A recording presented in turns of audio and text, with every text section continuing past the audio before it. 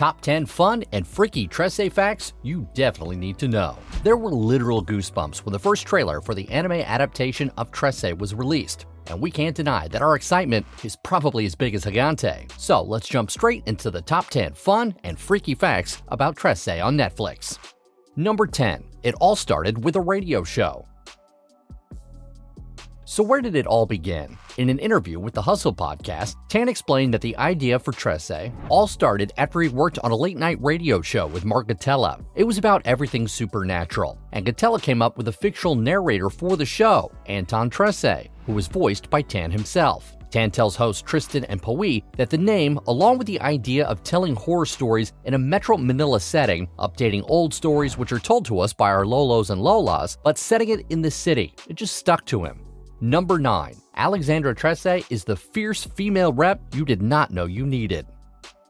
The iconic V-shaped fringe, black trench coat, choice of a single shorthand knife for a weapon. Alexandratrese isn't just an effortlessly cool, crime-fighting gumshoe. She's a ghost-busting superhero that dispatches threats from the netherworld when the city's police can't. That's because she happens to be a Baba Yalang Mandaringma, loosely translated as shaman warrior, or as Liza Soberano better puts it, a very brave and badass chick. Even though that what she goes through is scary, because of course she's battling these evil supernatural beings, she's not afraid of them. Soberano, who lends Trese her Filipino voice, tells NME that it's very cool to see a female character like that, because most of the time we see male detectives and these amazing male superheroes. But nowadays, there's more representation for women, with good characters that represent how strong-willed and courageous women are as well. The buck doesn't stop at the show's titular heroine, though.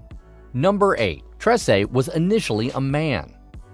A badass heroine in black bustling Aswang hideouts might not have been the Trese we have today if Budget Tan pursued his first concept of the Lakan. At first, the series was to headline a man, Anton Trese, until Budget decided to trade him for a more unique female character. But artist Kajo Baldacimo also shared that Alexander's iconic hairline was actually from their Anton design. We designed him first. Then, when Budget and I decided that it should be a girl, we just transplanted that design to her. Anton would still be a part of the series as the father of Alexandra.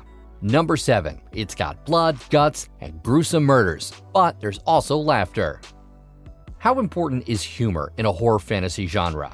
Very, says series writer and producer Tanya Yusin, adding that the balance has to be right when adapting lighter moments in the comic book for the screen. Director Jay Oliva, also of DC Animated Universe fame, adds, when you do a horror series, you have to pace it like a roller coaster. There's high tension, and you've got to relieve it with moments of levity, and then bring it up again. He explains that having a sense of humor, alongside fostering familial bonds, is intrinsically Filipino. The moments where there is comedy or levity is when you see the interaction between the characters, and that's where you kind of fall in love with them more. One thing that I mentioned to Tanya in the beginning was, I want this to be about family. Because being Filipino myself, I know family is at the very core of life. Let's make it about the family, and I think that's one of the times where the funny moments come out. Number 6. A curiously sinister story arc unfolds throughout 6 episodes.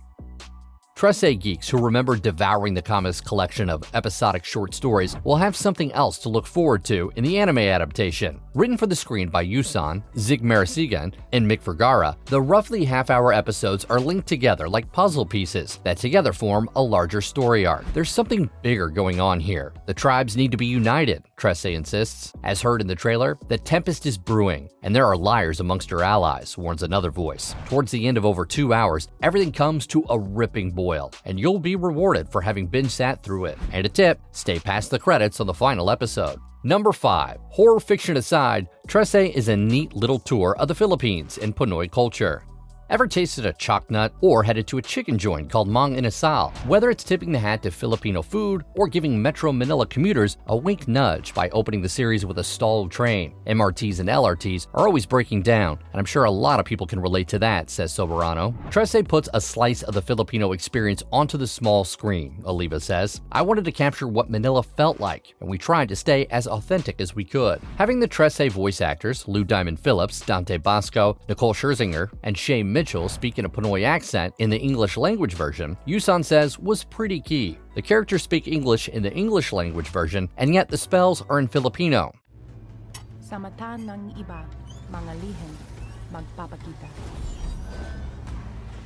You couldn't cross over into saying the spells if your accent was either too American or Canadian, she explains. Yusan adds that it makes the transition easier, but it also reminds you of how Manileos speak, with a vaguely American accent. It gets to the point where people say, is that an American accent or is it not? Number 4. There is no shortage of ghoulish and glorious creatures with quirks.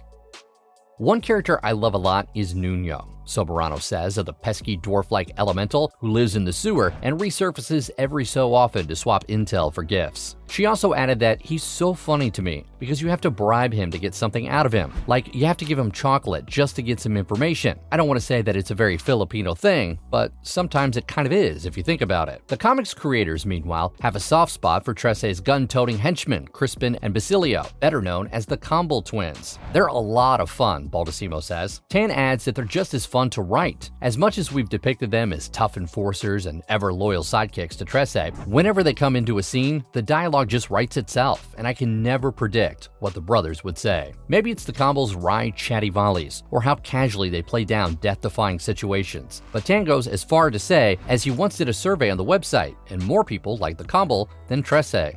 Number 3. Budget Tan was raised in a haunted house. In his interview with Rappler back in 2019, Budget revealed that he grew up in a haunted house. While he was too young to experience the hauntings firsthand, his family has shared with him the creepy occurrences that happened in the house, including an instance when he was only 6 months old and his mother saw half his face wrinkled out like an old man. She freaks out. And what else would a loving mother do when your baby's face suddenly changes? She slaps me, slaps that side of the face that's wrinkled out. And supposedly, I didn't cry, and I just stared at her, Budget told the Rappler. Number 2. Trese had a crossover with Batman and Wolverine. Back in 2020, Tan and Baldacimo released a fan comic titled Trese, Night at the Museum, where Alexandratrese got to meet DC and Marvel superheroes Batman and Wolverine. Set at the Philippine National Museum, where an exhibit of the Aswang Queen's remains is in place, Trese finds herself surrounded by the Hand Organization, who aims to resurrect the monstrous creature. Luckily, she's got help, as Logan and Bruce Wayne are in the premises, ready to fight alongside her. You can read it for free at the Trese blog. Besides this fan comic, Trese has also officially appeared in other comic series, including Skyworld from Mervyn Ignacio and Ian St. Maria and Ambush by Andrew Villar. Number 1. There's a special late-night countdown and concert before Trese launches on June 11th. Finally, to mark Trese's release on June 11th, Netflix will be holding a special countdown event called Trese Before Midnight. It will begin on June 10th, 11:47 p.m. and will feature special guest appearances from Liza Soberano, Jay Oliva, Tanya Yusen, and creators Budget Tan and Kajal Baldacimo. Also part of the event is the Not Alive concert, where Filipino band UDD will be performing the show's official theme song, Pagay, and you can be part of this celebration. During the concert, you can appear as one of the ghost audiences by uploading your video with their filter on TreseNotAliveConcert.com. Are you ready to see Trese? Get your snacks ready, chocolate bars will be a good idea, and join the virtual launch of this much-awaited anime series that we can all be proud of. That's it for today. Hope you enjoyed our video. Leave a like to show support to the channel, and don't forget to subscribe and hit that notification button. You don't want to miss the future exciting content. There is a lot more to come. Till that, peace.